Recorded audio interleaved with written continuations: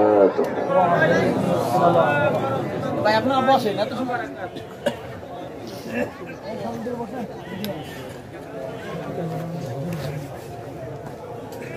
إن الحمد لله الأكرم الذي خلق الإنسان وكرم وعلمه من البيان ما لم يعلم،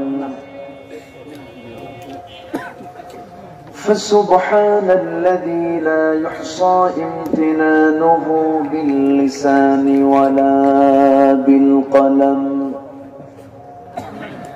نشهد أن لا إله إلا الله وحده لا شريك له، ونشهد أن سيدنا وحبيبنا ومولانا محمدا عبده ورسوله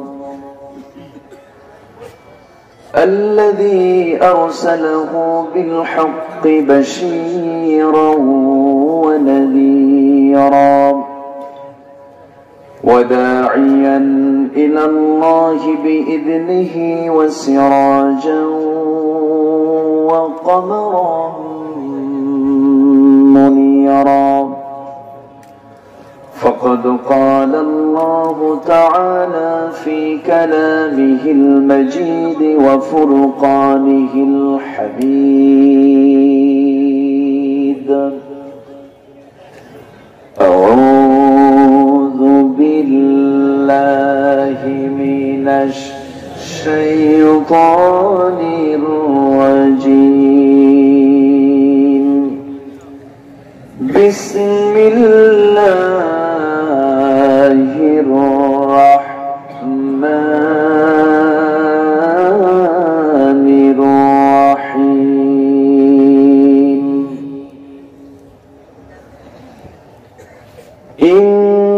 إنما المؤمنون إخوة فأصلحوا بين أخويكم.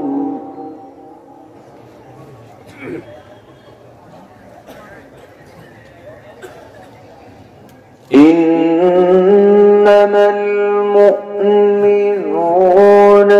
إخوة فأصلحوا بين أخويكم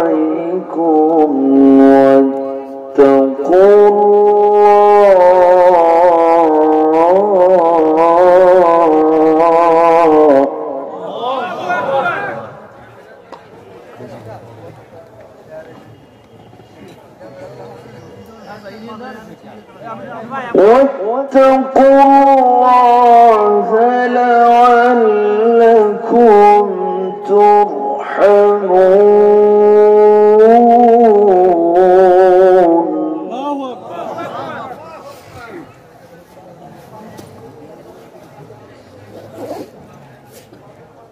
الله أكبر.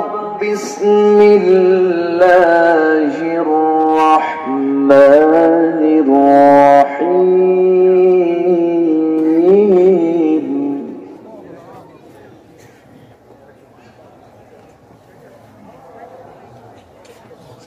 إن الله وملائكته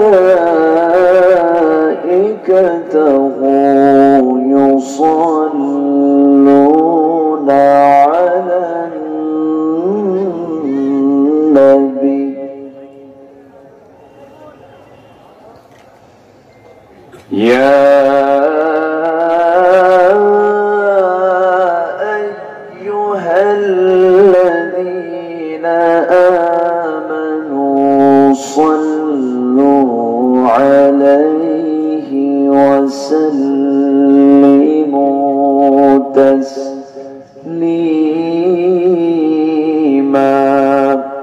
اللهم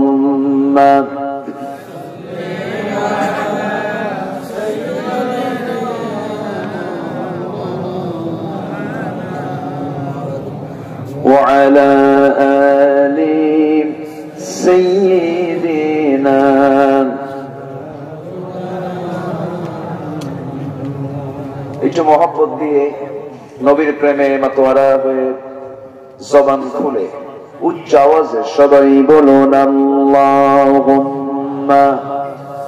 সাল্লি আলা সাইয়্যিদিনা মাওলানা মুহাম্মদ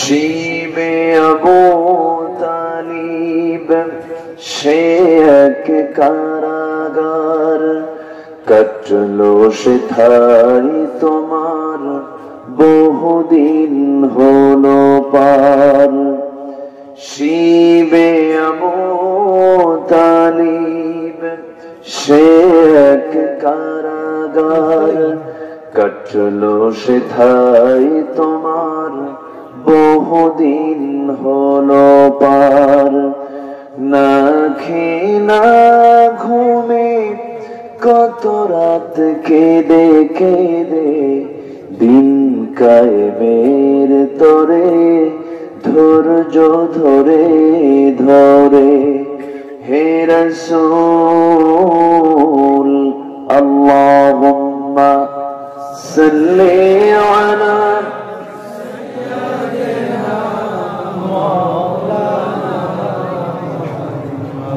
وعلى آل سيدنا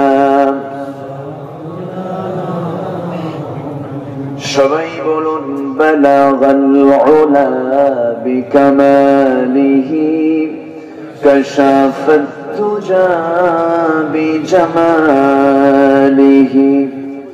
حسنت جميع خصاله صلوا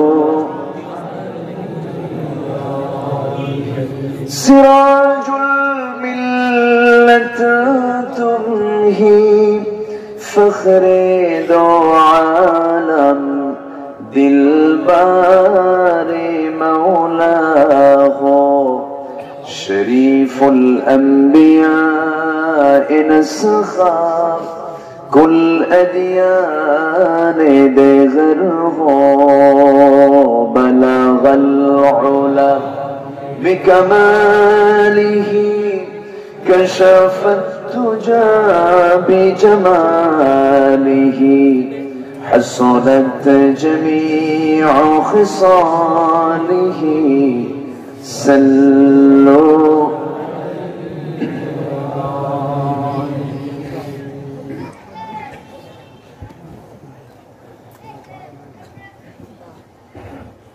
ফরিদপুর জেলার সালথা উপজেলার দরগাবাড়ি জামে মসজিদ মাহফিল ইন্তেসামিয়া কমিটি কর্তৃক আয়োজিত মসজিদ সংলগ্ন মাঠে অনুষ্ঠিত বার্ষিক ওয়াজ মাহফিল 2021 মহৎ আয়োজনের সম্মানিত সুযোগ্য সভাপতি প্রথিতযশা আলেমে দ্বীন উস্তাজুল আসাতিজা পুরুরা মাদ্রাসার অনারেবল মুহতামিম মাওলানা জহুরুল হক সাহেব দামাত বারকাতুহুম, আজকের মাহফিলের অন্যতম মেহমান, আমার পূর্বে কথা বলেছেন নন্দিত আলেমে দ্বীন মাওলানা মুফতি শফিকুল ইসলাম, আমার ডানে বসা সালথা উপজেলা পরিষদের সম্মানিত চেয়ারম্যান মহোদয়, জনসেবক রাজনীতিবিদ জনাব ওয়াদুদ মাতুব্বর সাহেব, উপস্থিত হাজারাত উলামায়ে কেরাম, ফদলা ইজাম, সুশীল সমাজ, জাতির শ্রেষ্ঠ সন্তান, শিক্ষক মন্ডলী, জাতির বিবেক, সাংবাদিক বৃন্দ, সামনে উপস্থিত দূরে ও কাছের বিভিন্ন স্থান থেকে ছুটে আসা কোরআন প্রেমিক, ইসলাম প্রেমিক দিন ইসলামের নরসারুদুল বীর মুজাহিদ সম্মানিত দিনী ভাইরা, আড়ালে বসে আছেন শ্রদ্ধেয়া সম্মানিতা মা বোনেরা, আলোচনার সূচনায় আনুষ্ঠানিকতার মধ্য দিয়ে আমার পক্ষ থেকে আবারও দিল খোলা সালাম, আসসালামু আলাইকুম ওয়া রাহমাতুল্লাহি তাআলা ওয়া বারাকাতুহু। সালামের জবাব একটু দুর্বল মনে হলো, ভিজা ভিজা মনে হলো। আসসালামু আলাইকুম ওয়া রাহমাতুল্লাহ। সবাই কেমন আছেন?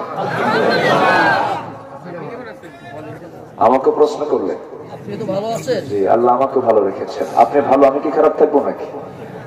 আল্লাহ আমাকে ভালো রেখেছেন, বলি আলহামদুলিল্লাহ। উনি চেয়ারম্যান মানুষ, ওনার চেয়ার নাই, এটা কেমন কথা বলেন? অনেক ভদ্র মানুষ, শালীন মানুষ, আলহামদুলিল্লাহ। আমরা সান্ধ্যকালীন প্রোগ্রাম হয়তো খুব বেশি আজকে সময় আমি দিতে পারবো না, এটা খুব অল্প সময়ে এই প্রোগ্রামটা দেওয়া আমার। যাই হোক, আমরা আসতে পেরেছি এই ব্যস্তপূর্ণ সময়। মাগরিবের পর তো মানুষ একটু ব্যস্তই থাকে, বাড়িতে ফেরার একটা তাড়া থাকে। সবকিছু ছেড়ে দিয়ে, সাংসারিক চিন্তা সবকিছু ছেড়ে ফেলে দিয়ে আমরা এসেছি কোরআনের টানে, জান্নাতের বাগানে। সুযোগ দিয়েছেন যিনি, আমরা তার পানে শুকরিয়া আদায় করছি, বলছি আলহামদুলিল্লাহ। আবারও বলছি আলহামদুলিল্লাহ। চিৎকার মেরে বলছি আল্লাহুম্মা ইন্নী আসআলুকা আল হুদা ওয়াত তুকা ওয়াল আফাফা ওয়াল গিনা। সবাই বলি আল্লাহুম্মা লাকা আসলামতু ওয়া বিকা আমানতু ওয়া আলাইকা তাওয়াক্কালতু ওয়া ইলাইকা আনাবতু ওয়া বিকা খাসামতু। আমরা আল্লাহ তাআলার শুকর আদায় করে নিলাম। সম্মানিত হাজিরিন, আমি আলোচনার সূচনায় কালোজয়ী কিতাব মুকাম্মিলে নিজামে হায়া, complete and balanced code of life, আল কোরআনুল কারীমের 49 নম্বর সূরা থেকে আমি ছোট্ট একটা আয়াত আমি তেলাওয়াত করেছি। যে আয়াতটিকে সামনে রেখে আমি সংক্ষিপ্ত সময় আমি কিছু কথা বলতে চাই। আল্লাহ আমাকে সবার আগে আমল করার নিয়তে বলার এবং আপনাকেও শোনার তৌফিক দান করুন। একটু জোরে বলি আল্লাহুম্মা আমিন। সম্মানিত হাজিরিন, কোরআন আল্লাহ পাক নাযিল করেছেন, কোরআন দিয়েছেন মরা লোকের জন্য না জিন্দা লোকের জন্য? লিয়ুনযিরা মান কানা হাইয়া। কোরআন জিন্দা লোকের জন্য আল্লাহ রাব্বুল আলামিন নাযিল করেছেন। কিন্তু দুঃখজনক হলো সত্য, কোরআন তেলাওয়াত আমার দেশে ম্যাক্সিমাম হয় এক যুগে, মরার আগে না মরার পরে? মরার পরে। মরার পরে কোরআন তেলাওয়াত করে আপনি কি করবেন? কোরআন তো জিন্দা লোকের জন্য নাযিল হয়েছে। কোরআন কি মরা কিতাব? কোরআন সকল যুগে, সকল সময়ে, সকল জায়গায়, সকল অবস্থায় এটি একটি চ্যালেঞ্জপূর্ণ কিতাব। জোরে বলি সুবহানাল্লাহ। আপনি কিতাবকে কোথায় নেবেন? গবেষণাগারে, ল্যাবরেটরিতে হবে, সংসদে হবে, রাজনীতিতে হবে, সমাজসেবায় হবে, নামাজে হবে। কিন্তু আজকে কোরআনের ব্যবহার শুধু হচ্ছে নামাজে। সমাজে কি কোরআনের ব্যবহার আছে? যদি থাকতো তাহলে আনুষ্কা বিহানের এরকম ভিন্ন ইতিহাস রচনা হয়? কোরআনের বাস্তব ব্যবহার মূলত আমরা করছি না। কোরআন থেকে আজকে আমরা কাছে না দূরে? আসতে বলবেন না, কাছে না দূরে? আল্লামা ইকবাল अफसोस करे बोलছেন ओ जमाने में मुअज़्ज़ज़ थे हम मुसलमान होकर और तुम खार हुए तारिके कुरआन होकर। সে যুগের মানুষেরা কোরআন কারীমকে অনুসরণ করার কারণে, কোরআন কারীমকে তাজিম করার কারণে গোটা পৃথিবীর সর্বোচ্চ আসনে তারা সমাসীন হয়েছিল। মর্যাদার উচ্চাসন দখল করেছিল মুসলমান। আজকে মুসলমান কোরআনকে ছেড়ে দিয়েছে, তার কারণে গোটা পৃথিবীতে আজকে মুসলমান নির্যাতিত নিপীড়িত একটা জাতিতে পরিণত হয়েছে, ঠিক কিনা? কাশ্মীরে হিন্দু ভাইরা মুসলমানকে মারে, চীনে বৌদ্ধরা মুসলমানদেরকে মারে, ফিলিস্তিনে ইহুদিরা মুসলমানকে মারে, আফগানিস্তান ইরাকে খ্রিস্টানরা মুসলমানদেরকে মারে। সে কি অত্যাচার, কি জুলুম! চোখের সামনে ফিলিস্তিনের একটা গ্রামের ভিতরে ঢুকে ঘরের ভিতরে ইসরায়েলের সেনারা হানা দিয়ে ঘরের মধ্যে ঢুকে কুমারী মেয়েকে তালাশ করে। মা চিন্তা করে আমার জীবন চলে যাক, মেয়েটাকে বাঁচাই।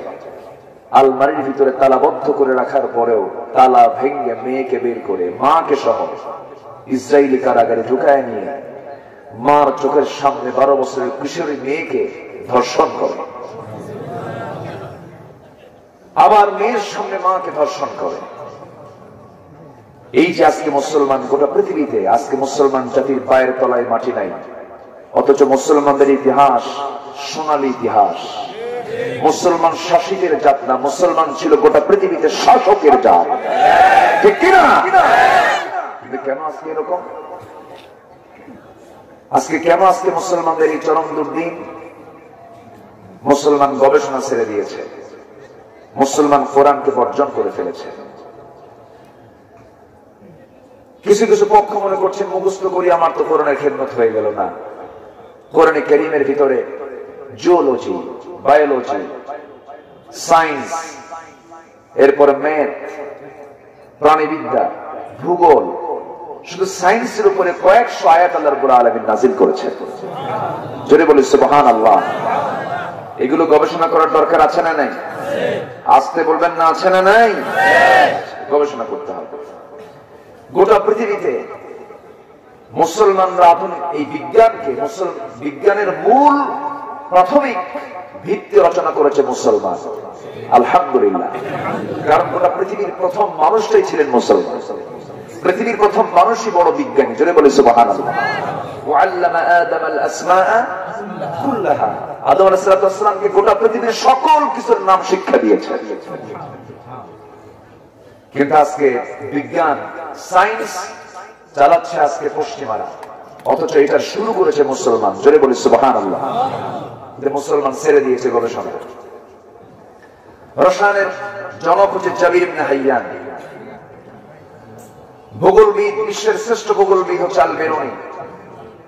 আধুনিক চিকিৎসা বিজ্ঞানের জনক হচ্ছে ইবনে সিনা। হৃদযন্ত্রের রক্ত চলাচল আবিষ্কারক হচ্ছে ইবনে নাফিস। বীজগণিতের জনক হলো আল খাওয়ারিজমি। পদার্থবিজ্ঞানের শূন্যের অবস্থান নির্ণয়কারী হচ্ছে আল খাওয়ারিজমি। তাহলে আলোক বিজ্ঞানের জনক হচ্ছে ইবনে আল হাইসাম। আলজেবরা, আল জাবির, আল মুকাবালা নাসিরউদ্দিন তুসি। গোটা পৃথিবীর সবচেয়ে বড় পরিব্রাজক হচ্ছে ইবনে বাতুতা।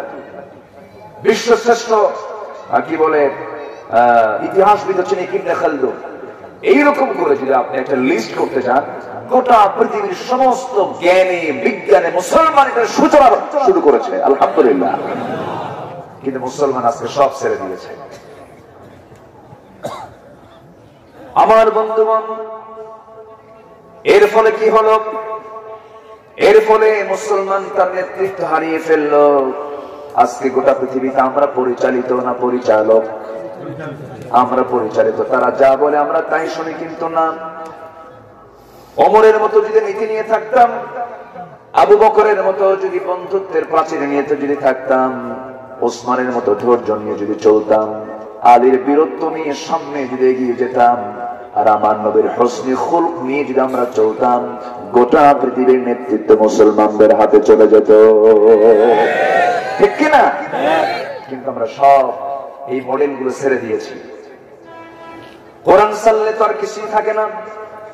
আল্লাহ এই জন্য বান্দাকে প্রশ্ন করে বলছেন, ফাআইনা তাযহাবুন ইন হুয়া ইল্লা যিকরুল লিল আলামিন লিমান শাআ মিনকুম أن يستقيم وما تشاءون إلا أن يشاء الله رب العالمين জোরে বলুন আল্লাহু আকবার বান্দা তুমি কোথায় দৌড়াও পুঁজিবাদ সে তো অভিশাপ জাতীয়তাবাদ সে তো সংকীর্ণতা সেকুলারিজম সে তো ধর্মান্ধতা সমাজতন্ত্র সে তো একটা পচা অবস্থা দুনিয়ার কোন মন্ত্র দিকে তুমি যেও না কোরআন তোমাকে হাতছানি দিয়ে ডাকতেছে এই কোরআন কিন্তু তোমাকে হাত ধরে টেনে জান্নাতের দরজায় পৌঁছায় দিতে পারে জোরে বলে সুবহানাল্লাহ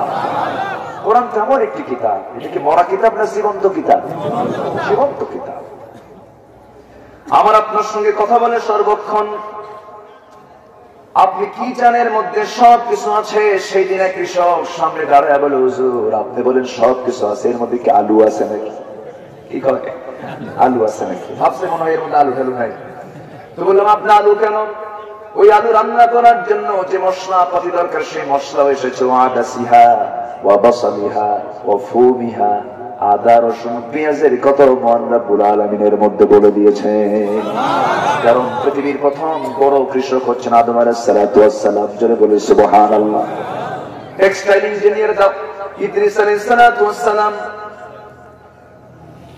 বড় অস্ত্র নির্মাতা হচ্ছেন দাউদ আলাইহিস সালাতু ওয়াস সালাম এইরকম করে গোটা পৃথিবীর সভ্যতা এনেছেন আম্বিয়া কেরাম সে আম্বিয়া কেরাম থেকে সভ্যতা পৃথিবীতে এসেছে পৃথিবীর যেদিন আদম পৃথিবীতে এসেছেন সেই দিন থেকে লজ্জা আছে না নাই বলেন আসতে বলবেন না আছে না নাই সেই লজ্জার স্থান আজকে ঊর্ধ্বমুখী না নিম্নমুখী ঊর্ধ্বমুখী না নিম্নমুখী আজকে কুকুরের মধ্যে যে স্বভাব নাই আজকে তা মানুষের মধ্যে লক্ষ্য করা যায় কুকুরের মধ্যে কিন্তু বিকৃত কোনো যৌনাচার নাই কুকুর সে ন্যাচারাল সে তার পন্থা অবলম্বন করে প্রত্যেকটা প্রাণীর ভিতরে আল্লাহ পাক একটা যৌন ক্ষমতা দিয়েছেন কোন প্রাণী বিকৃত যৌনাচারের আচরণ তাদের মধ্যে নাই কিন্তু আজ প্রেজেন্ট ওয়ার্ল্ড আমরা আমেরিকাকে মডেল মনে করি আমেরিকার পার্লামেন্টের সমকামী তার আইন পাস হয় যা কুত্তার মধ্যেও নাই ঠিক কিনা ওগুলো আমাদের মডেল না ওগুলো আমাদের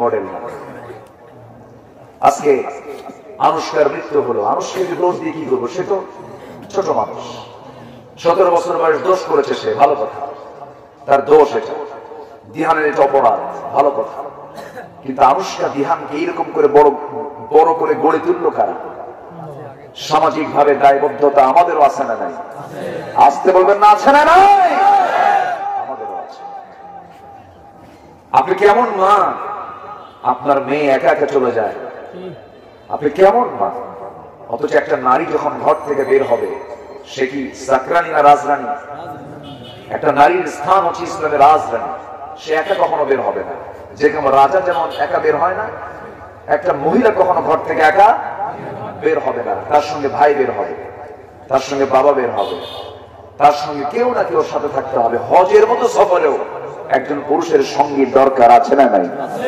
আপনি গ্রুপ স্টাডিতে পাঠায় দিলেন সম্মানিত ভাইয়েরা এটার জন্য সবচেয়ে বড় সংকট হলো আমার ইসলাম ধরেছি না ছেড়েছি ছেড়ে দিয়েছি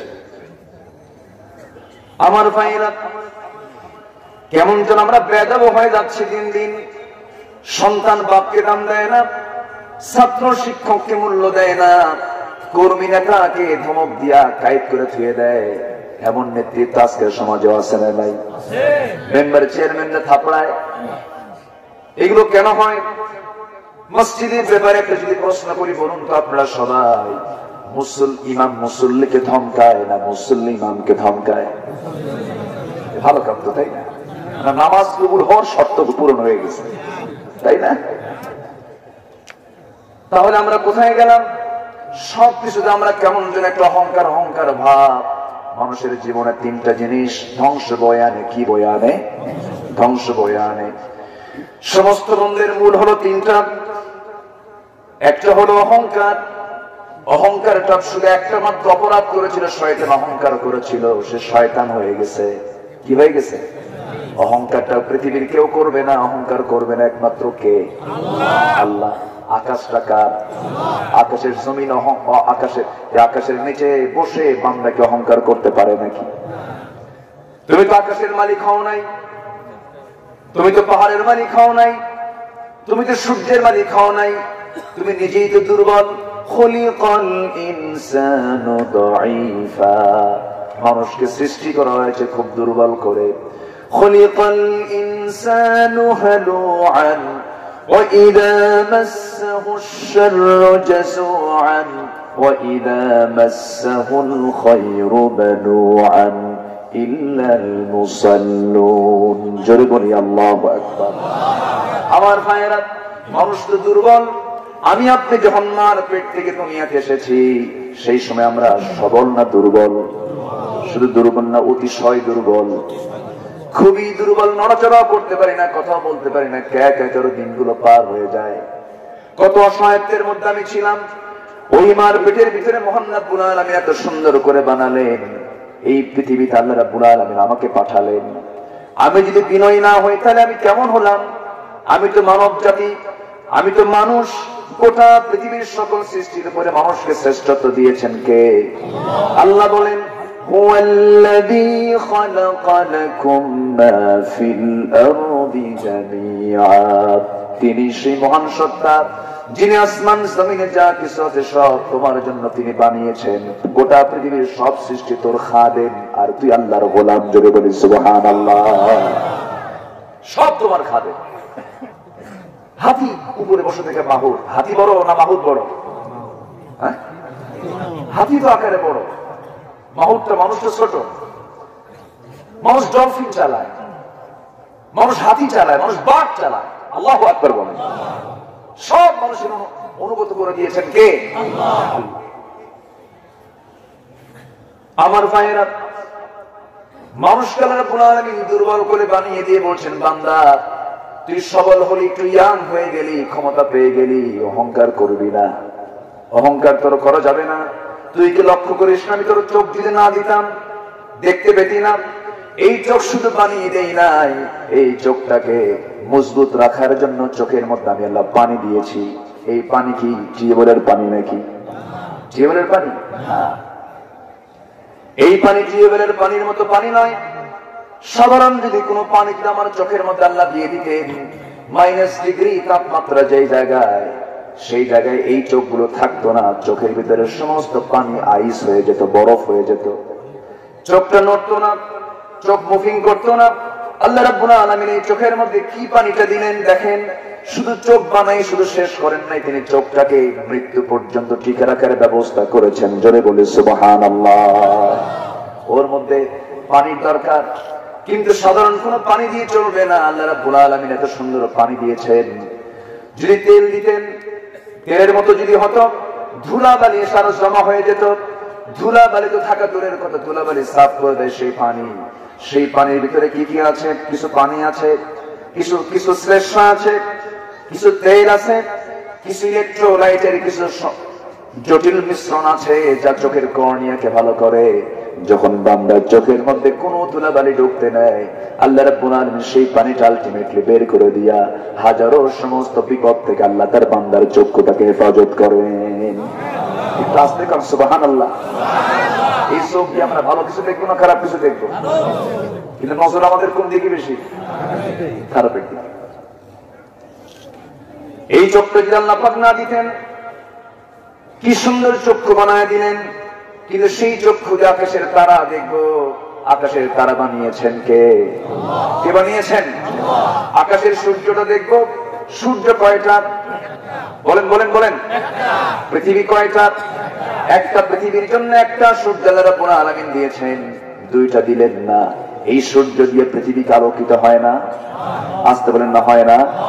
একটা সূর্য যেমন গোটা পৃথিবীকে আলোকিত করতে পারে, তেমনি গোটা দুনিয়ার যে অন্ধকার গুলো আছে, মানুষ যে কষ্টের মধ্যে আছে, অজ্ঞতার মধ্যে আছে, বর্বরতার মধ্যে আছে, সকল জুলুমাতকে, সকল অন্ধকারকে দূর করার জন্য ৩-৪টা কিতাবের দরকার নাই, দুনিয়ার কোন বিধানের প্রয়োজন নাই। আল্লাহর কালাম একটা কোরআনই যথেষ্ট। জোরে বলে সুবহানাল্লাহ।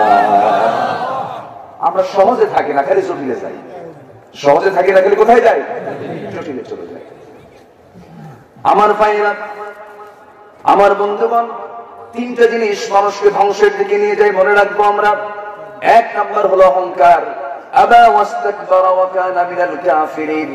অহংকার করলো, অস্বীকার করে ফেললো, সে কাফিরদের অন্তর্ভুক্ত হয়ে গেল। শয়তান, অহংকার করা যাবে না। লা তামশি ফিল আরদি মারহান ইন্নাকা লান তাখরিকাল আরদা ওয়া লান তাবলুগাল জিবালা তুলা। তোমার অহংকারে জমিন তুমি দাবাতেও পারবে না, আবার তুমি হাফ ইঞ্চি উঁচু হতে পারবে না। অতএব অহংকার তোমার জন্য নয়, অহংকার একমাত্র করবেন কে? রহমানের যারা বান্দা তারা কি হবে? ওয়াইবাদুর রাহমানিল্লাযীনা ইয়ামশুনা আলাল আরদি হাওনা ওয়া ইযা খাতাবাহুমুল জাহিলুনা ক্বালু সালামা। জোরে বলি আল্লাহু আকবার। রহমানের যারা বান্দা তারা বিনয়ী হয়ে চলাফেরা করবে, তাদের আচরণটা দেখে মানুষ খুশি হয়ে যাবে। খুব বিনয়ী হবে তারা, উগ্র হবে না, বিনয়ী হবে। বলেন কি হবে? বিনয়ী হবে, নম্র আচরণ হবে, মিষ্টি মিষ্টি কথা বলবে, উগ্রতা নিয়ে কথা বলবে না, ভাঙতে যাবে না, মটকাতে যাবে না, উগ্র আচরণ করতে যাবে না। মুসলমান হবে বিনয়ী, মুসলমান ভাঙবে না গড়বে। বলেন বলেন বলেন। কিন্তু আমরা কি যে করলাম, আমাদের বলে যে ঘাড় মটকে দেয়। কেন? হাত ভেঙে দাও, ঘাড় মটকে দাও, খেলা হবে, এগুলো বলার দরকার ঠিক না। শোনেন, সবাই এরকম বলে না, কিন্তু কিছু মানুষের এই বিতর্কিত মন্তব্যের কারণে অনেকের গায়ে দোষগুলো চলে যায়। ঠিক কিনা? ঠিক কিনা? আপনি স্বরাষ্ট্রমন্ত্রীর মুখ থেকে কথাগুলো শোনেন, একটা বাজে কথা তার মুখ থেকে বের হয় না। আপনি কি তার চেয়ে বড় কিছু হয়ে গেছেন? আপনি ঘাড় মটকাতে চান, আপনি হাত ভাঙতে চান, এই সমস্ত কথা উম্মতে মুহাম্মাদের বক্তব্য হতে পারে না। আপনার মধ্যে জিহালাতের গন্ধ ঢুকেছে। আমি আপনি তো ভাই, আমি আপনি কি ভাই? যদি কোনো দোষ হয়ে যায় সুন্দর করে বুঝাবেন, বলবেন, সুন্দর করে বুঝাইয়া দিবেন, এটা কি ইসলাম? এটা কি ইসলাম? মূর্খের মূর্খতা প্রকাশ পায় দুই লাইন কথা বললেই, ঠিক কিনা? ও যে মূর্খ কথায় প্রমাণ পেয়ে যায়। এক শিক্ষক ছাত্রকে বলছে, ছাত্র তোমার বাড়ি কোথায়? কে ব্রাহ্মণবাড়িয়া। শিক্ষক বলে, ঠিক আছে তোমার জেলার নাম দিয়ে তোমাকে একটা প্রশ্ন করি, কি তোমার জেলার নামটা বানান করো। তো ব্রাহ্মণবাড়িয়া বানান কিন্তু সস্তা না, ভালো ছাত্র হতে হবে। এখন ছাত্র কয়, স্যার আমি এখন ঢাকায় থাকি। ওই থেকে মূর্খের মূর্খতা প্রকাশ পেয়ে যায় তার সামান্য কথার মধ্য দিয়ে, ঠিক কিনা? এই জন্য আগে কথা না আগে চিন্তা, আগে ভাবনা না আগে কথা, আগে ভাবনা, শতবার ভাববো, একবার বলবো। কথা বোঝা গেল? ভাববো শতবার, বলবো একবার, তাহলে আর কোনো ভুল হবে না। লিমা তাকুলুনা মা লা তাফআলুন। জোরে বলি আল্লাহু আকবার। কষ্ট হচ্ছে আপনাদের? না। মন্দের মূল হলো তিনটা। এক নাম্বার বলেছে অহংকার, নাম্বার দুই হলো হিংসা। আমার দেশে হিংসার আবাদ না মানবতার আবাদ? কিসের আবাদ? খালি হিংসা। ওর সঙ্গে 20 বিঘা, দেখো তো কোনো মামলা দেওয়া যায় নাকি? আছে না নাই বলেন? ও একটু ভালো চলে, দেখো তো প্যাঁচ লাগানো যায় না, আছে না নাই? এগুলো কি মুসলমানের চরিত্র? আবার উনি আবার হাজি সাহেব কিন্তু হজ করে আসছে, আবার হাজি না বললে মন খারাপ করে। এরকম হাজি আছে না নাই? আমার 3.5 লাখ টাকা খরচ হলো, হজ করে আসলাম, আমার হাজি কয় না? আছে না নাই? হজ হবে? হজ হবে? 3 বার হজ করেছেন, ট্রিপল হাজি। জমির আইনের কাছে গেলে তার লাঙ্গলের মাথা খারাপ। লাঙ্গলের মাথা খারাপ না হাজির মাথা খারাপ? লাঙ্গল ঠেলতে ঠেলতে 33-38 শতক বানায়। এরপরও বলে আরো কিছু আছে আমার, আছে না নাই? এগুলো করা যাবে না। ইমানদার মুসলমান এগুলো করে না। মুসলমান এগুলো থেকে দূরে থাকবে। হিংসা বিদ্বেষ থাকা যাবে না, লোভ লালসা, লোভ থাকবে কিন্তু সেই লোভ হতে হবে বৈধ না অবৈধ। নারীর প্রতি লোভ আছে না নাই? দেখেন কিচ্ছুই সব মনে হয় একদম মানে কেউ কিছু বোঝে না। নারীর প্রতি লোভ আছে না নাই? জোরে করে এখন তাহলে পুরুষ মনে হবে। নারীর প্রতি লোভ আছে না নাই? এটা পুরুষের ভাব। আলহামদুলিল্লাহ পুরুষ আছে, যৌবন কিন্তু নাই। নারীর প্রতি লোভ তো থাকবে। এই লোভ কে দিয়েছেন? আসতে বলবেন না, কে দিয়েছেন? আল্লাহ দিয়েছেন। কিন্তু সেই নারীটা হতে হবে বৈধ না অবৈধ? বৈধ, তাহলে তার কোনো সমস্যা নাই। তাহলে সে নারীর প্রতি আমরা লোভ আনবো, নিজের বউ না পরের বউ? পরের বউ যেন না হয়, এটা কেউ রাখতে হবে। লোভে কোনো সমস্যা নাই, আবার হিংসাতেও কোনো সমস্যা নেই। কোন হিংসা? জ্ঞানের হিংসা করুন। ও জ্ঞানী, আমি কেমন করে জ্ঞানী হই? ঠিক আছে না আমার ভাইয়েরা? আসল জায়গায় হিংসা নাই, আসল জায়গায় লোভ নাই। আবার দুনিয়ার প্রতি মোহ, অতিরিক্ত মোহ করা যাবে না।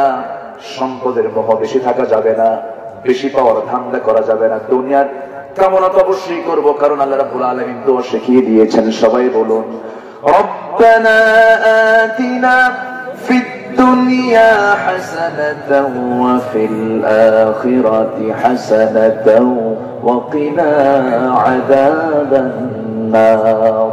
আল্লাহ দুনিয়ার হাসানা দাও, আখিরাতের হাসানা দিয়ে দাও। দুনিয়া চাবো না কেন? দুনিয়া চাবো, কিন্তু আল্লাহর সম্পত্তি জবরদখল করে নয়, কোনো কিছু হারাম করে নয়, বৈধ পথে আপনি ইনকাম করুন, কোনো সমস্যা নাই। আল্লাহ কোথাও বলেন নাই তুই গরিব হ। ইসলাম মানে গরিব না সমৃদ্ধি?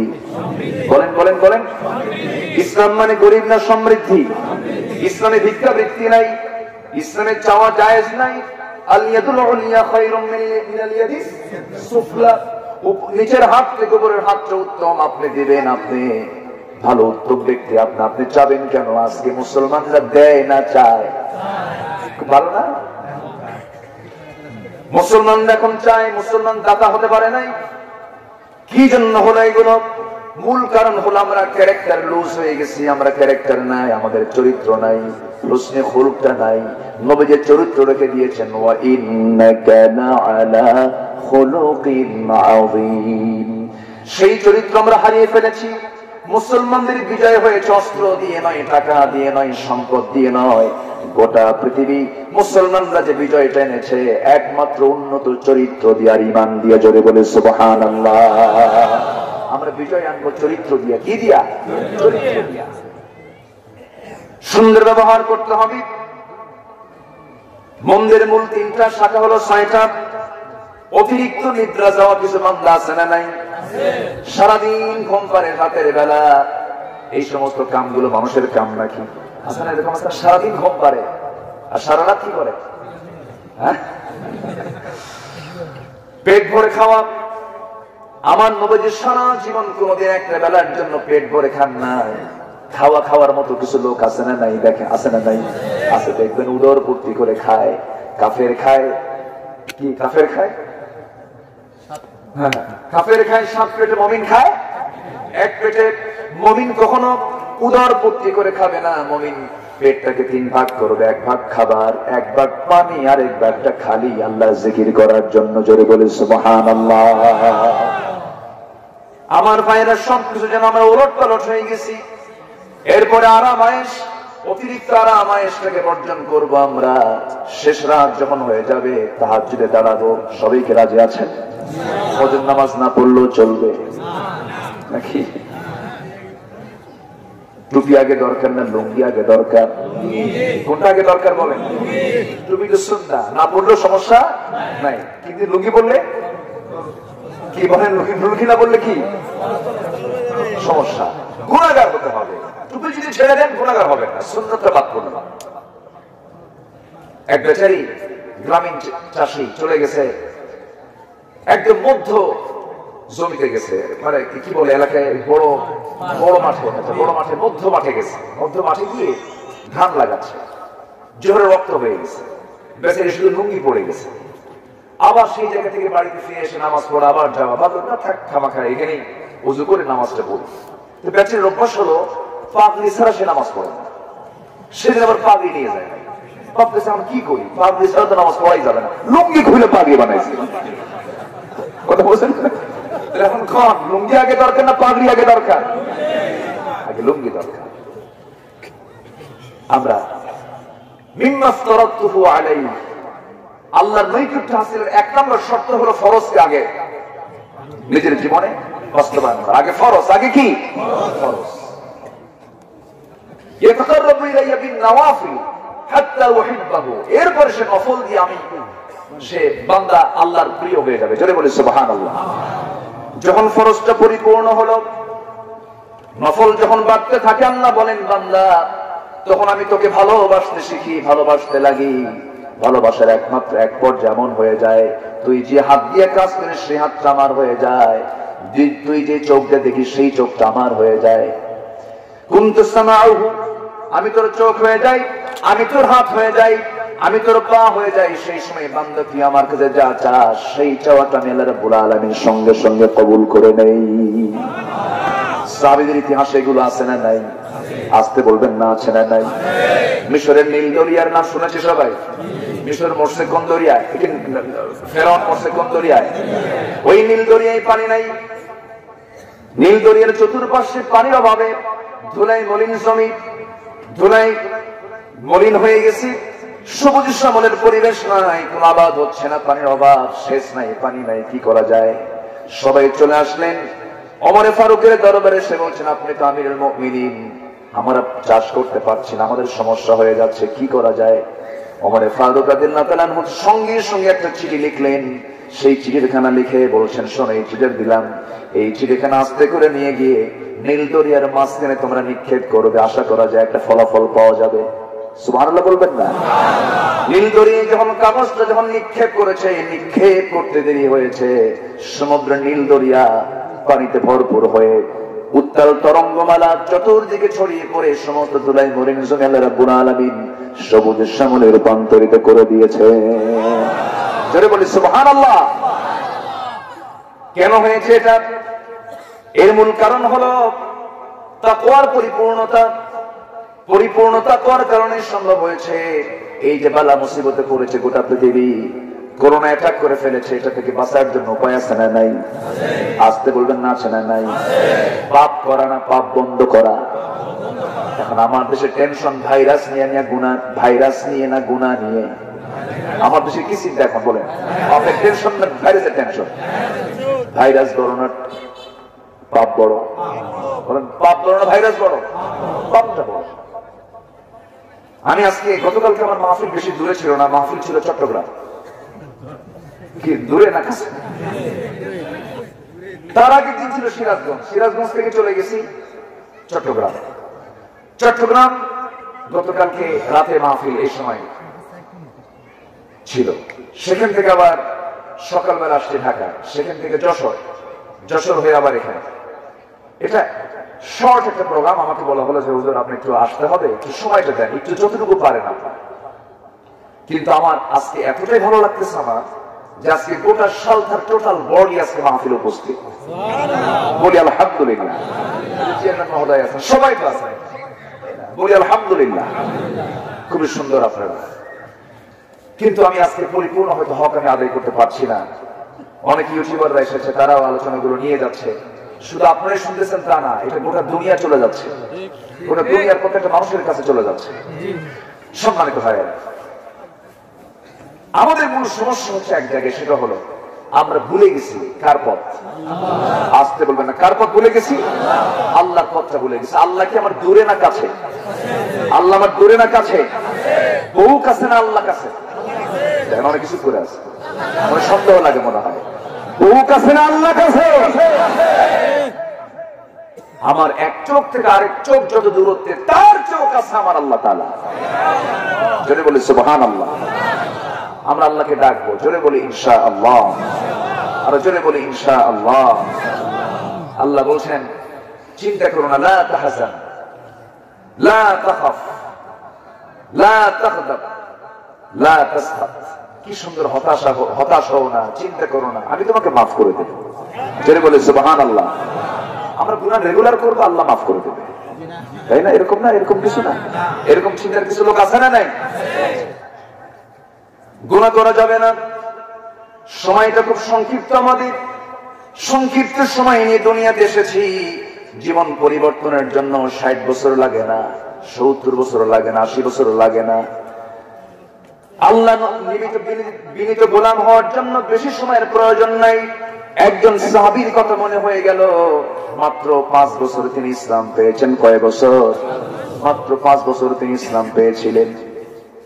এই 5 বছর তিনি ইসলামটাকে এমন ভাবে সুন্দর করে গ্রহণ করলেন, নবী যখন মক্কা থেকে মদিনায় হিজরত করেন, হিজরত করার সঙ্গে সঙ্গে সেই সাহাবী দ্বীন গ্রহণ করেন। আর 5 বছর পরে তিনি দুনিয়া থেকে বিদায় নেন। নবুয়তের হিজরতের 5ম বছরে সেই সাহাবী দুনিয়া থেকে যখন বিদায় নিলেন, বিদায় নেওয়ার সঙ্গে সঙ্গে রাসূল সাহাবে কেরামকে জানিয়ে দিলেন, সাহাবীরা শোনো, আমি একটা তোমাদের বিষয়ে জানায় দেই। এই যে আমার আনসারী সাহাবী সাদ বিন মুআজ রাদিয়াল্লাহু তাআলা আনহু যে দুনিয়া থেকে বিদায় নিল, আজকে আমাকে জানানো হয়েছে সাদ বিন মুআজের বিদায়ে আল্লাহ তাআলার আরশ পর্যন্ত কেঁপে উঠেছে। আরশ পর্যন্ত টের পেয়ে গেছেন সাদ বিন মুআজ ইন্তেকাল করেছে। জীবন গড়ার জন্য বেশি সময় লাগে না। কয় বছর?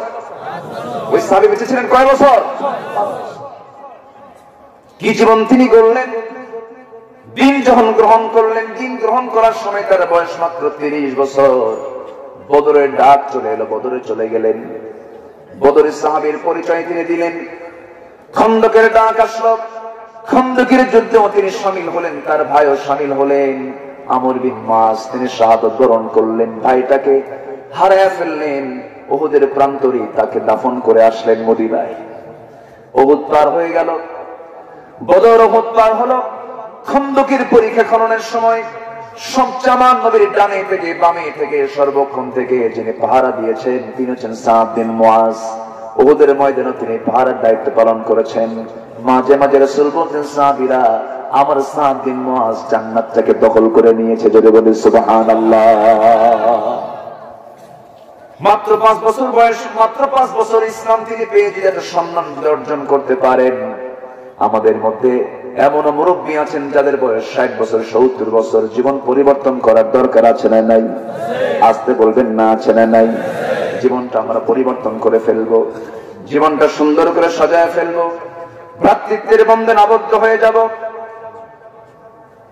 আমরা যদি বেশি কিছু না, আল্লাহ রাব্বুল আলামিন বলছেন, বান্দারে একটা আমল করবি তুই জান্নাত পেয়ে যাবি। শর্ত হলো তার আগে তোকে ভ্রাতৃত্বের বন্ধনে আবদ্ধ হতে হবে। আমি যে আয়াত থেকে আমি তেলাওয়াত করেছি সে আয়াতের ভিতরে আল্লাহ রাব্বুল আলামিন 2টা কাজ করতে বলেছেন। কয়টা কাজ বলেন? আমরা আজকে 2টা কাজ শিখে যাব। কয়টা বলেন? 2টা কাজ। আর গোটা হুজরাতকে যদি আমি আলোচনায় নিয়ে আসি, আল্লাহ রাব্বুল আলামিন 10টা কাজের কথা বলেছেন। কয়টা কাজ?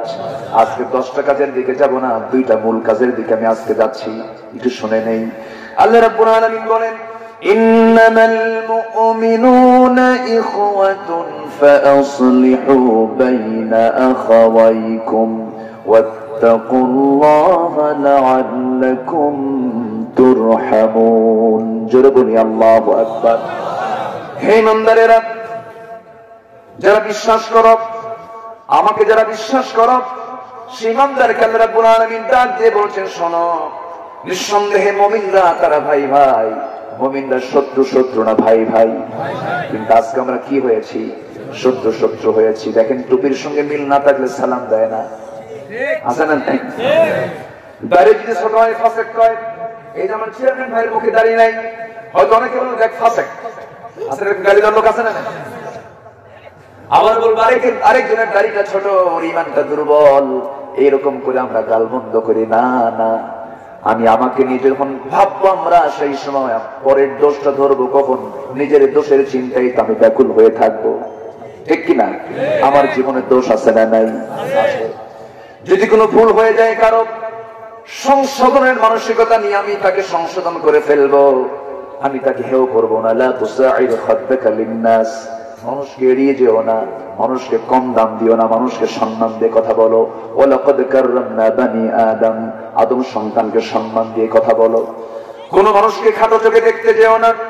আমার বন্ধুগণ, কিন্তু কি যেন আমাদের ভিতরে সেই ভ্রাতৃত্বের যে একটা বিশাল ইতিহাস আমাদের ছিল, তা আমরা হারাতে বসেছি। আহারে, সাহাবীদের ইতিহাসের দিকে তাকান। একটা গ্লাসের পানি নিয়ে সেবক 6 জনকে পানি পান করাতে পারে নাই। ইয়ারমুকের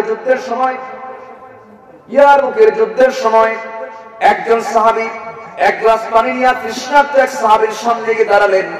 তৃষ্ণার্ত সাহাবীকে বলছেন, ও তৃষ্ণার্ত সাহাবী, এই যে গ্লাস পানি পান করো, জীবনটা বাঁচাও, জীবন রক্ষা করো।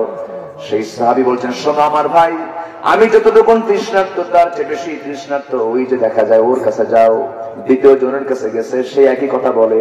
তৃতীয় জনের কাছে যাও, তৃতীয় জন সে একই কথা বলে। চতুর্থ জনের কাছে যাও, চতুর্থ জন পঞ্চম জনকে দেখায়, পঞ্চম জন একই কথা বলে। ষষ্ঠ জনের কাছে যখন যাওয়া হলো, ষষ্ঠতম ব্যক্তি বলতেছে, আমি যতটুকু তৃষ্ণার্ত প্রথম জনের কাছে চলে যাও, তার চেয়ে বেশি তৃষ্ণার্ত সে, তাকে তুমি পানি পান করাও।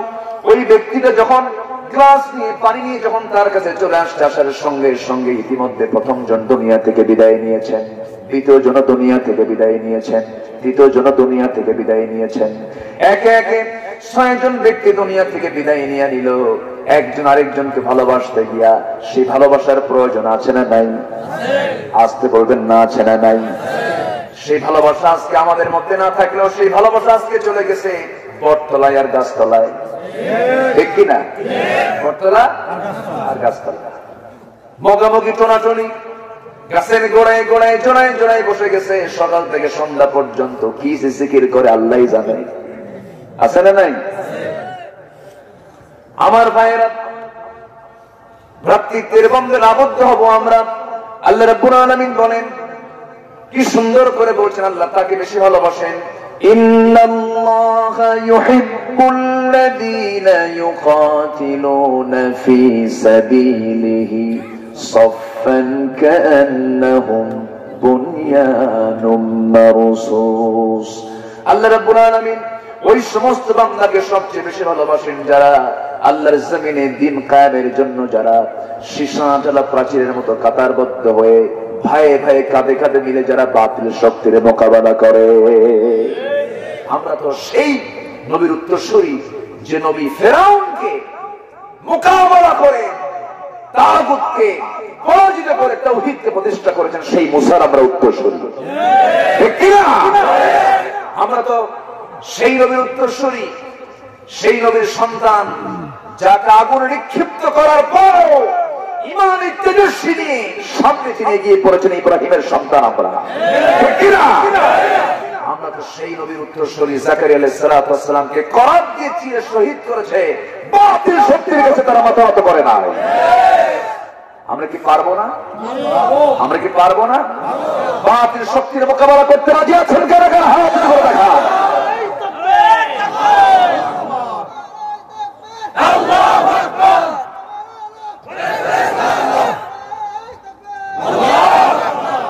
আল্লাহ সবার হাতকে কবুল করুন। ওমরের মতো স্লোগান হয়নি এখন, যিনি নেতা উনি দুর্বল, ঠিক আছে না? যে এরপরও ভালো, বলি আলহামদুলিল্লাহ, ছেড়ে বলি আলহামদুলিল্লাহ। কষ্ট পাচ্ছেন আপনারা? আলোচনা চালাই, সময় তো নাই। জি বলি ইনশাআল্লাহ। সম্মানিত ভাই, দুটা কাজ আমরা করবো। একটা হচ্ছে আমরা ভাই ভাই হয়ে যাব। কি হয়ে যাব? ভাই ভাই। আমার ভাই বোন যেন না হয়। কি কথা কি বোঝা গেল? পরিচয় দেয় কি যখন বলা হয় ছেলেকে, এই মেয়েটা তোমার কে? গার্লফ্রেন্ড। ভাবসাবে আলাদা মনে হয়, মানে এটা আল্লাহ ওকে আইন জায়েজ করে দিয়েছে, আছে না নাই? মেয়েকে যখন বলা হয় এটা তোমার কে? বয়ফ্রেন্ড। পৃথিবীতে বয়ফ্রেন্ড গার্লফ্রেন্ড বলতে কিচ্ছু নাই,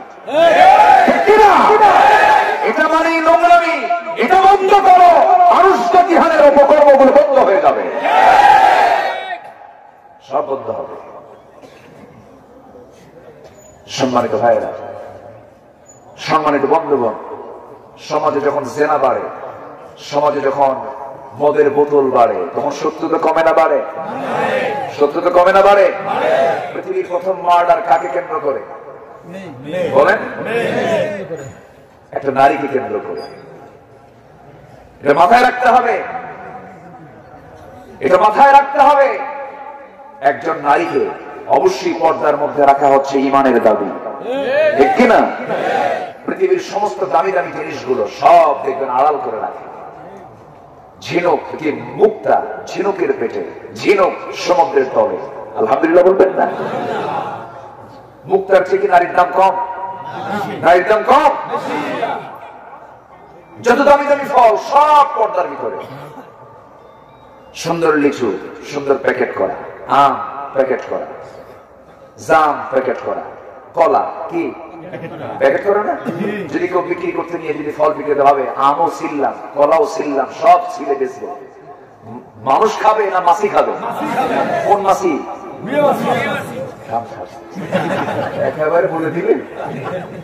সব মাছি বসবে না, মৌমাছি বসবে না। মৌমাছি দু জায়গায় বসে না এক জায়গায় বসে? এক জায়গায়। মৌমাছি ও নাপাক না। আমরা মাছির মতো হব না, আমরা মৌমাছির মতো হব। মাছির চরিত্র হলো মুনাফিকের চরিত্র। মাছির চরিত্র কি? মুনাফিকের। আর মৌমাছির চরিত্র মুমিনের চরিত্র। মৌমাছি শুধু ফুলে বসে, ফলে বসে, রস নিয়ে আমার আপনার ওষুধ তৈরির কাজে সে ব্যস্ত থাকে। সুবহানাল্লাহ বলেন। ওয়াউহা ইলান নাহলি আন ইত্তাখিযি মিনাল জিবালি বুয়ুতা। আল্লাহু আকবার বলেন। আল্লাহ পাক এখানে মহিলা মৌমাছির কথা বলছেন, আন ইত্তাখিযি। ঠিক আছে না মুহান্নাস? আল্লাহ কত আগে জানিয়ে দিলেন। এটা কিন্তু মৌমাছির মধ্যে কিন্তু জাত আছে। পুরুষ মৌমাছি কিন্তু মৌচাকে থাকে না, পুরুষটা থেকে বাইরে। ওটা ওয়ার্কার। ওটা কি ওয়ার্কার? শুধু মধু নিয়ে আসে। আর রানী মৌমাছি এটা হচ্ছে মহিলা। আনিত্তাখিদি মুয়ান্নাস শব্দ আসছে তাই না? আনিত্তাখিদি মিনাল জিবালি বুয়ুতা। এই রানী মৌমাছির কাজ হলো মৌচাককে সুন্দর করে কন্ট্রোল করে মধুকে সংরক্ষণ করা, মানুষ খাবে। সুবহানাল্লাহ বলেন। তাহলে মধু বানালো হলো মৌমাছি, আর ভেজাল দিল কে? আমরা খুব ভালো তাই না? এই তো হচ্ছে অবস্থা। আমার ভাইয়ের এটাও শত্রুতা। আমি ভেজাল দিয়ে ফেললাম, আরেকজনের ক্ষতি করে ফেললাম, ভ্রাতৃত্ব হলো না, ধ্বংস করে ফেললাম, মানুষের হক নষ্ট করে ফেললাম। এগুলো করা যাবে না। আমার ভাইরা, সাহাবীদের ভিতরে কি ভ্রাতৃত্বের বন্ধনটা ছিল দেখুন। এত ভ্রাতৃত্বের বন্ধন ছিল যে স্বপ্ন পর্যন্ত তাদের এক হয়ে যেত। আমার নবীর ইন্তেকালের বেশ কিছু পরে হযরত আলী একদিন রাতের বেলা ঘুমাচ্ছিলেন, স্বপ্নের মধ্যে দেখতে পেলেন আমার নবীজি তার দরজায় হাজির। নবীজি উপস্থিত হয়েছেন। নবীজি বলছেন, আলী, দীর্ঘদিন যাবত তোমার সঙ্গে সাক্ষাৎ নাই, আজকে সাক্ষাৎ করতে এসেছি, তোমার সঙ্গে দেখা করতে এসেছি। পাশে শিওরে বসলেন। ব্যাগের থেকে অনেকগুলো খেজুর থেকে নিয়ে একটা খেজুর তিনি 3টা আঙ্গুলে তুললেন আর বলছেন, আলী মুখটা ফাঁকা করো। মুখটা ফাঁকা করলেন, মুখের মধ্যে একটা খেজুর তিনি তুলে দিলেন। হযরত আলী স্বপ্নের মধ্যে খাওয়া শুরু করলেন। ঘুম থেকে জাগা পেয়ে দেখেন তার জিহ্বার ভিতরে তাজা খেজুরের স্বাদ ফুটে উঠেছে। হযরত আলী আবেগ আপ্লুত হয়ে পড়লেন, তাহাজ্জুদ পড়লেন, চোখের পানি ফেলে ফেলে কাঁদলেন। ফজর নামাজ পড়ার জন্য মসজিদে চলে গেলেন। ইমাম তো কেউ নন, ইমাম তো তিনি যিনি অর্ধ জানের, তিনি শাসক সেই সময়ে। ওমরে ফারুক তিনি একদিকে শাসক, আরেকদিকে ইমাম। ইমাম এবং শাসক দুইজন না একজন? দুইজন না একজন? আমার দেশে কয়জন? দুইজন মানি ভেজাল, একজন মানি নির্ভেজাল। দুইজন মানি ভেজাল, একজন মানি নির্ভেজাল। দুই যখন করে যাবেন সেই সময় একজন কর্মচারী হবে, ইমাম হয়ে যাবে কর্মচারী। ইমাম হবে কি? কর্মচারী। আর যদি শাসক যদি ইমাম হয়ে যান, সেই ইমামের পাওয়ার থাকবে ফুল পাওয়ার। কি পাওয়ার? ফুল পাওয়ার। আমার দেশে ইমামরা হলো পাওয়ারলেস, ঠিক কিনা? 2 ঘন্টার ইমাম, 1.5 ঘন্টার ইমাম। আর ওমরে ফারুক ছিলেন কয়েক ঘন্টার ইমাম? 24 ঘন্টার তিনি ইমাম ছিলেন। হযরত ওমরে ফারুক নামাজ পড়াচ্ছেন। নামাজ শেষ হয়ে গেল। নামাজ যখন শেষ হয়ে গেছে, দেরি করলেন না, মুসাল্লা থেকে দাঁড়ালেন। ডান দিকে তাকায় দেখেন কে যেন খেজুর হাদিয়া দিয়ে গেছে। সেই প্যাকেট হাতের মধ্যে নিয়ে ওমরে ফারুক কাউকে দায়িত্ব না দিয়া প্রথম কাপের সবাইকে দিলেন 2টা 2টা 3টা 4টা করে খেজুর দিয়ে দিলেন। হযরত আলী প্রথম কাপের স্থান পান নাই, দ্বিতীয় কাপের জায়গা পান নাই, তৃতীয় কাপের মাঝখানে দাঁড়িয়েছিলেন। দ্বিতীয় কাপেরও তিনি হাতে হাতে দিয়ে যান 2-3টা করে খেজুর। তৃতীয় কাপেরও তিনি সবার হাতে 2-3টা করে দিলেন। আলীর আগের জন ব্যক্তিকেও পর্যন্ত 2-3টা করে দেওয়ার পর এবার আলীর কাছে এসে বলছেন, আলী মুখটা ফাঁকা করো। মুখটা ফাঁকা করলেন।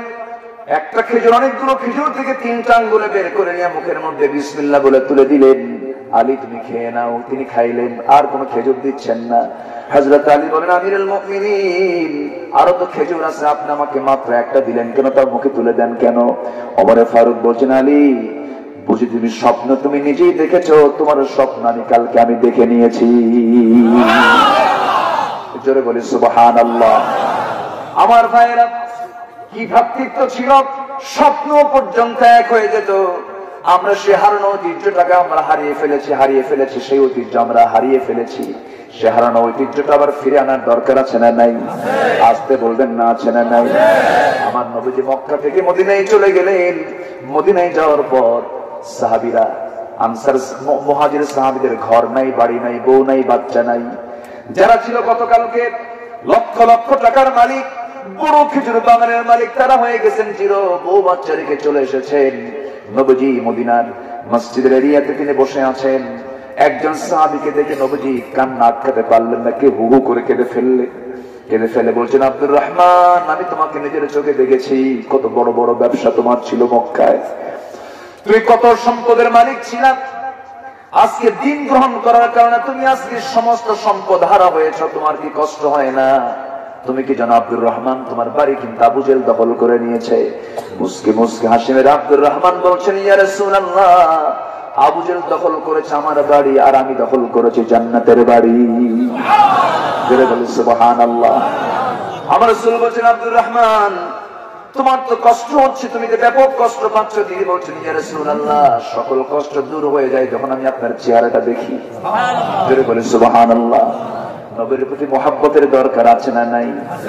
আমার ভাইয়েরা, আমার বন্ধুগণ, কিন্তু রাসূল নিজেকে নিয়ন্ত্রণ করতে পারলেন না। বলছেন, একজন আনসার সাহাবীকে ডাক দিয়ে বলছেন, আনসার সাহাবী, আমি তোমাকে একটা কথা বলবো কি? তুমি প্রচুর সম্পদের মালিক, আমার আব্দুর রহমানের জন্য দেখো তো কিছু করা যায় নাকি? শুধু এতটুকু কথা বলেছেন। আনসার সাহাবীর সঙ্গে সঙ্গে কি করলেন? আব্দুর রহমান ইবনে আওফকে সঙ্গে করে নিয়ে সোজা চলে গেলেন খেজুর বাগানে।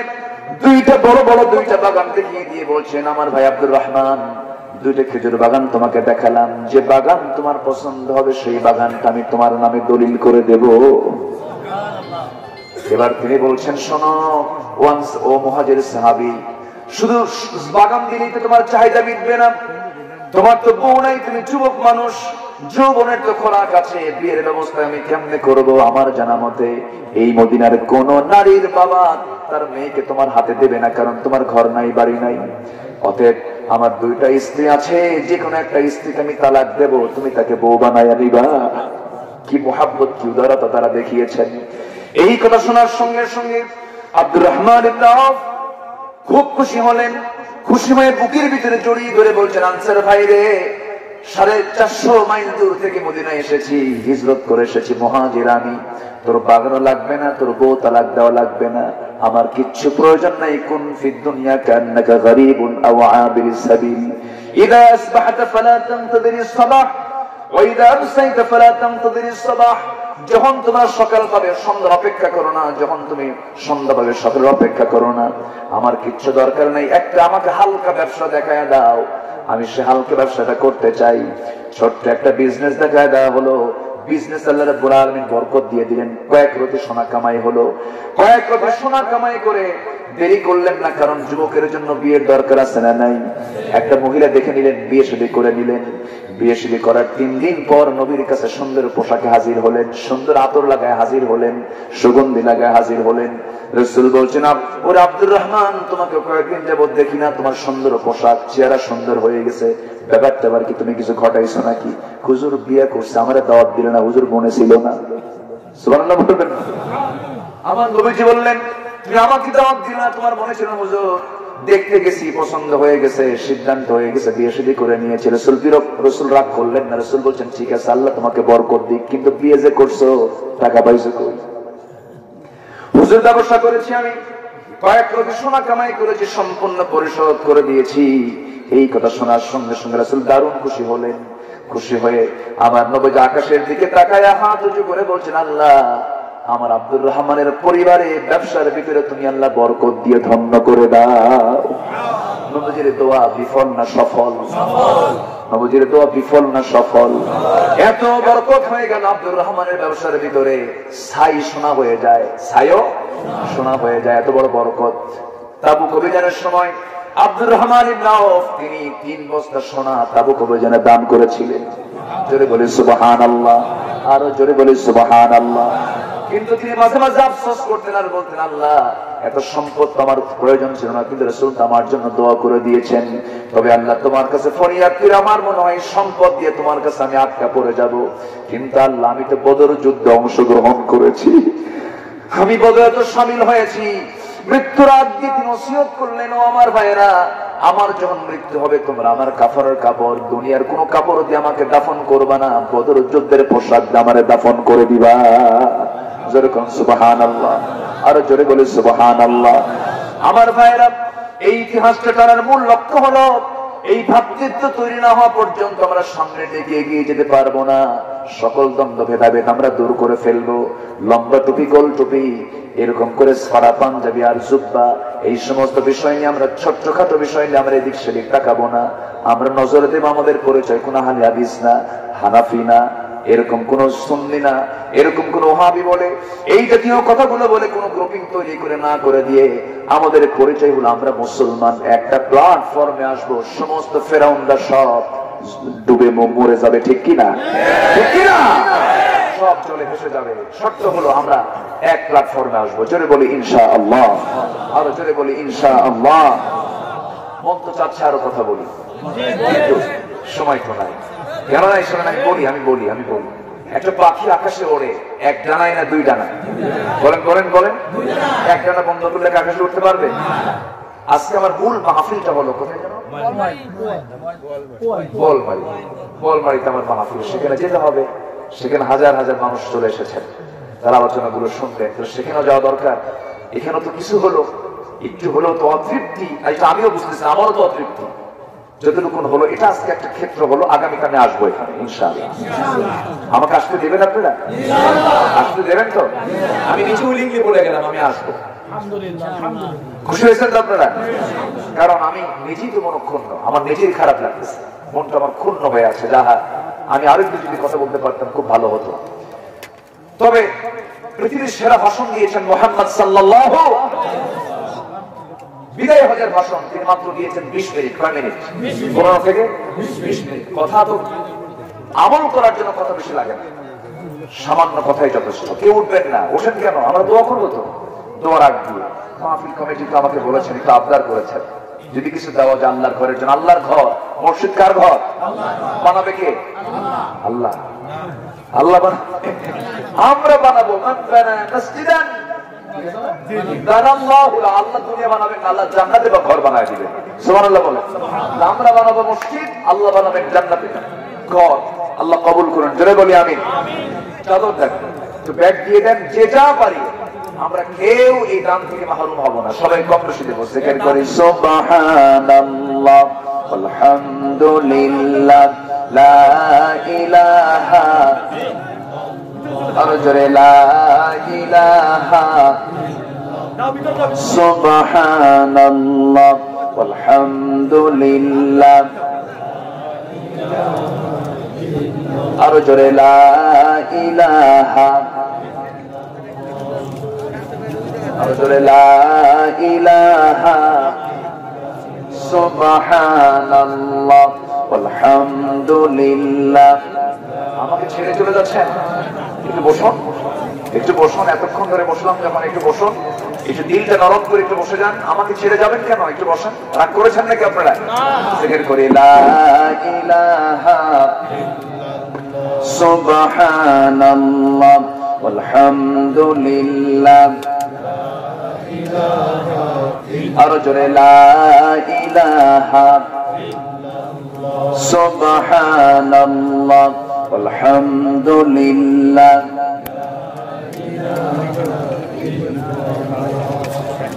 হ্যাঁ, ব্যাগ যাচ্ছে, সবাই দিলেন কম বেশি, কেউ না দিয়ে।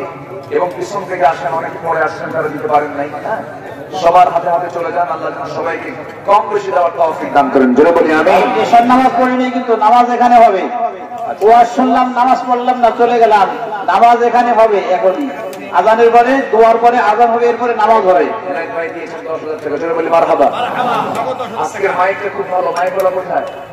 মাইকের ধন্যবাদ পাওয়ার মতো উপযুক্ত, দাঁড়িয়ে আছে মাশাআল্লাহ, খুব ভালো আলহামদুলিল্লাহ, সব সুন্দর, মাইকের সাউন্ড কোয়ালিটি অনেক সুন্দর, বলি আলহামদুলিল্লাহ। জি খুব ভালো, আল্লাহ তুমি তার ব্যবসায় বরকত দিয়ে দাও। গান বাজনা করে নাকি? ঠিক আছে তাহলে ভালো, গান বাজনা করলে কিন্তু সব উল্টায় দেবো আবার। আচ্ছা আর কি আছেন? আমরা সবাই দেবো, আল্লাহ তুমি সবাইকে দেওয়ার তৌফিক দাও, জোরে বলি আল্লাহুম্মা আমিন। আর কি আছেন? সবাই দিন থেকে মন থেকে আমরা দেওয়ার চেষ্টা করবো, জোরে বলি ইনশাআল্লাহ। হুজুরকে স্টেজে নিয়ে আসি। আসতে বলেন, নামাজ হবে, আজান হবে, নামাজ হবে। জি আজান হবে, নামাজ হবে, এখানে এসে সবাই অংশগ্রহণ করার চেষ্টা করি, নামাজ ছেড়ে দেওয়া যাবে না। সবাই আমরা নামাজ পড়বো 5 ওয়াক্ত, জোরে বলি ইনশাআল্লাহ। আর জোরে বলি ইনশাআল্লাহ। সুবহানাকাল্লাহ।